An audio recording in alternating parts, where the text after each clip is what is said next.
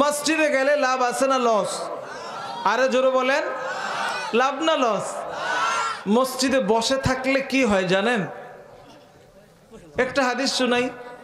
মসজিদের মধ্যে যদি আমি থাকি, আপনি থাকেন, নামাজ তো হয়ে গেছে, নামাজের পরে আরো 10টা মিনিট বসে থাকি, নামাজ এখনো 10 মিনিট বাকি আছে, একটু আগে চলে যাই, সমস্যা কি?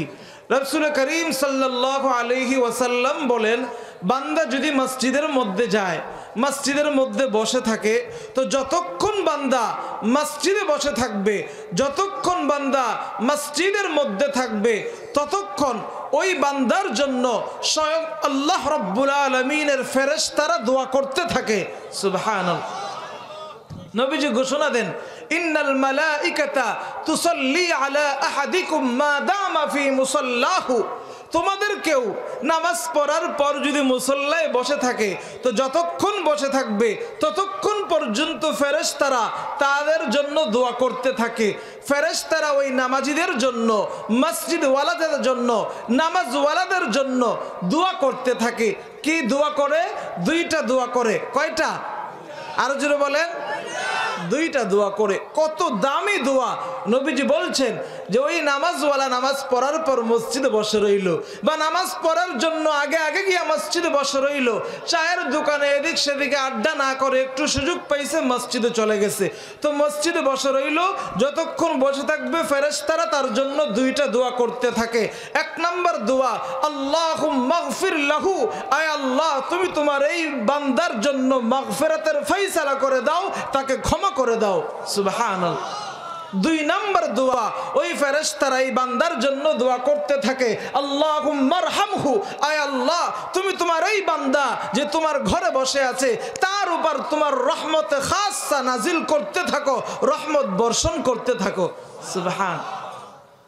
আমরা সময় পাইলে কোথায় যাব?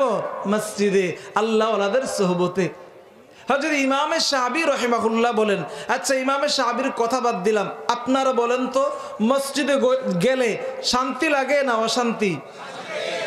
সত্য বলতেছেন দিল থেকে? মসজিদে গেলে শান্তি লাগে না অশান্তি? অনেক পেরেশানিতে আছে, টেনশন, ভাল লাগতেছে না, কেমন যেন মানে মাথা ঘুরাইতেছে। আপনি যদি খুব বিসমিল্লাহর সাথে সুন্নত তরিকায় সুন্দর করে ওযু করেন, মসজিদে গিয়া বসেন, চুপচাপ বসে থাকবেন, একটু পরে দেখবেন ঘুম শুরু হয়ে গেছে, প্রশান্তি নাজিল হইতেছে। কি নাজিল হইতেছে? প্রশান্তি। ইমামে শাফিঈ রাহিমাহুল্লাহ বলেন, ইন্নাল আবদাল মুসলিমা ইয়াজিদু ফিল মসজিদি রাহাতান লা ইয়াজিদুহা ফি গায়রিহি। প্রকৃত মুমিন যখন মসজিদে যায়, প্রকৃত মুসলমান যখন মসজিদে যায়, তখন মসজিদের মধ্যে ইয়াজিদু ফিহি রাহাতান, সে মসজিদের মধ্যে গিয়ে এমন রাহাত, এমন শান্তি, এমন প্রশান্তি অনুভব করে, যেই শান্তি এবং প্রশান্তি লা ইয়াজিদুহা ফি গায়রি, দুনিয়ার কোথাও সেই শান্তি খুঁজে পাওয়া যায় না। আপনারা বলেন ইমাম শাফিঈর এই কথা ঠিক না বেঠিক? ঠিক। আমরা মসজিদে যাব ভাই, সুযোগ পাইলে গিয়ে বসে থাকবো, বলে গিয়েই নামাজ পড়তে হইব তা না, আপনি বসে থাকেন, এতও কি সওয়াব হতে থাকবে। যতক্ষণ বসে থাকবেন ততক্ষণ সওয়াব হতে থাকবে। সুবহানাল্লাহ। শুধু সওয়াব না, একসাথে 3টা চলবে। কয়টা? 3টা। নবী সাল্লাল্লাহু আলাইহি ওয়াসাল্লাম বলেন, আবু দাউদের বর্ণনা, ইমাম আবু দাউদ আস-সিজিস্তানি রাহিমাহুল্লাহ জামানার শীর্ষ আলেম ছিলেন। কথা মনে হইল আগে বলি, ইমামে আবু দাউদ কত বড় ইমাম ছিলেন। ওনার জামানায় আরো একজন বড় ইমাম ছিল, যার নাম সাহল ইবনে আব্দুল্লাহ আত-তুস্তারি রাহিমাহুল্লাহ। এই সাহল ইবনে আব্দুল্লাহ আত-তুস্তারি জাআ ইয়াউম, একদিন ইলা আবি দাউদ আস-সিজিস্তানি রাহিমাহুল্লাহ, ইমাম আবু দাউদ আস-সিজিস্তানির সাথে সাক্ষাৎ করার জন্য ওই জামানার সবচেয়ে বড় আলেম সাহল ইবনে আব্দুল্লাহ আত-তুস্তারি একদিন আসছে সাক্ষাৎ করার জন্য। তো আসার পর ইমামে আবু দাউদ ওনাকে পাশে বসাইলেন, ফারাহাবা বিহি, স্বাগত জানাইলেন, আদর আপ্যায়ন করলেন।